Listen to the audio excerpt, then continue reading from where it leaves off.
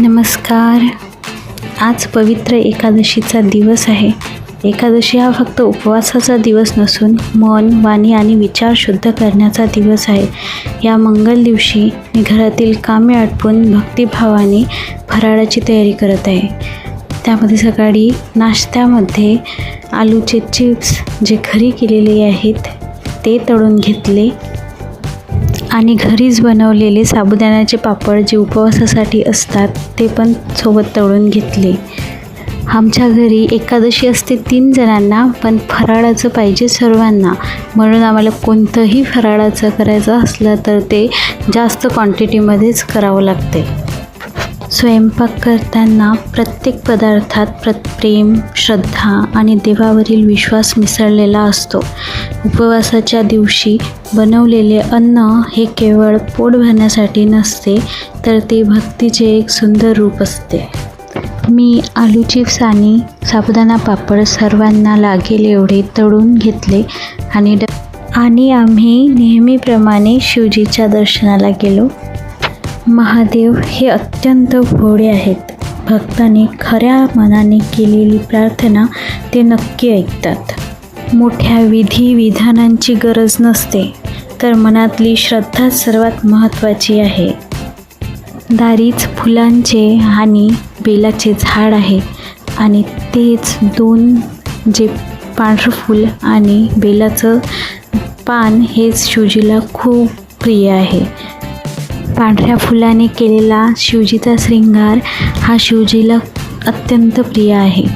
म्हणून मी दारी असलेले फुलांच्या झाडावरील फुले तोडून तिथूनच बेलपत्र घेऊन शिवजींचा पाण्याने अभिषेक करून त्यांच्यावर फुलं वाहून त्यांचा श्रृंगार करत असते आणि बेलपत्र ठेवून चंदन लावून त्यांचा आशीर्वाद घेत असते. हे नेहमीप्रमाणे पूजा करताना मन शांत होते आणि दिवसभराचा थकवा दूर होतो. देवासमोर काही क्षण बसल्यावर मनाला सकारात्मक ऊर्जा मिळते. जीवनातील प्रत्येक सुखदुःखात महादेव आपल्या सोबत आहेत ही भावना खूप बळ देते. मी शिवजीला एक पांढरं फूल आणि बेलपत्र एकसारखं वाहलं आणि त्यावर थोडं थोडं करून 7 वेळा पाणी टाकलं. हा शिवजीचा एक साधा उपाय आहे जो मी करत असते. माझी भावना आणि विश्वास आहे की त्यामुळे घरात सुख, शांती, समाधान, समृद्धी हे सर्व राहतं. नंतर मी सर्वांना फराळाचं दिलं आणि सोबत मी सुद्धा केलं. त्यानंतर बाळाची मस्ती बघा, त्यांचं ते चालूच असतं. फायर ट्रक घेतलेला त्यांनी आणि फायर ट्रक चालवत आहे. त्याची मस्ती तर चालूच राहणार, पण आपल्याला समोरच्या कामाला सुद्धा लागायचं आहे. आता जसं मी म्हटलं, सर्वांना एकादशी नसते, 3 जणांनाच एकादशी आम्हाला, तर बाकीच्यांसाठी स्वयंपाक आणि आमच्यासाठी 12चं फराळ म्हणजे उसळ हे बनवायला घेतलं. भाकरी करून घेतल्या, त्यानंतर शेंगदाणे भाजून घेतले आणि हिरवी मिरची स्वच्छ धुवून बारीक कट करून घेतली आणि कढई ठेवली. कढईमध्ये मिरे भाजून घेतले आणि मिरे पावडर तयार करून घेतली.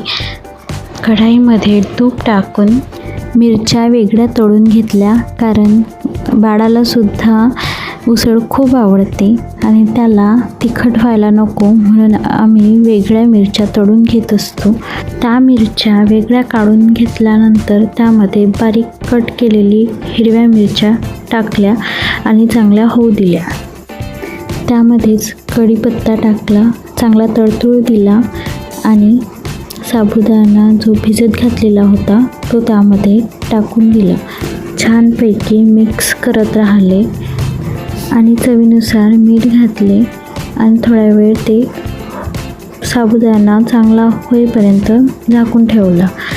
तोपर्यंत इकडे काळे जे मी मिरची तळून घेतलेली होती त्यामध्ये काळं मीठ टाकून त्या मिरच्या बाजूला ठेवून दिल्या आणि मी केलेली मिरे पावडर हे साबुदाण्यामध्ये टाकली आणि इकडे शेंगदाणे बारीक करायला घेतले. शेंगदाण्याचं कूट केलं आणि ते सुद्धा मी साबुदाण्यामध्ये टाकलं, चांगलं मिक्स केलं. आता तयार केलेला फराळ मी देवाला अर्पण करत आहे. देवाला अर्पण केलेला प्रत्येक घास हा कृतज्ञतेचे प्रतीक असतो. आपण जे काही मिळवतो ते सर्व देवाच्या कृपेनेच मिळते याची जाणीव ठेवणे आवश्यक आहे. महादेवाच्या चरणी प्रार्थना करते की सर्वांच्या जीवनात सुख, शांती, आरोग्य आणि समृद्धी नांदो. ज्या भक्तांच्या मनात कोणतीही चिंता आहे त्यांना महादेव धैर्य आणि मार्गदर्शन देवोत. एकादशीच्या या पवित्र दिवशी तुम्हा सर्वांना खूप खूप शुभेच्छा. महादेवांची कृपा तुमच्यावर आणि तुमच्या कुटुंबावर सदैव राहो. हर हर महादेव. तुम्हीही एकादशीचा उपवास करत असाल तर कमेंटमध्ये ओम नमः शिवाय नक्की लिहा. व्हिडिओ आवडला असेल तर लाईक, शेअर आणि चॅनलला सबस्क्राईब करायला विसरू नका. हर हर महादेव.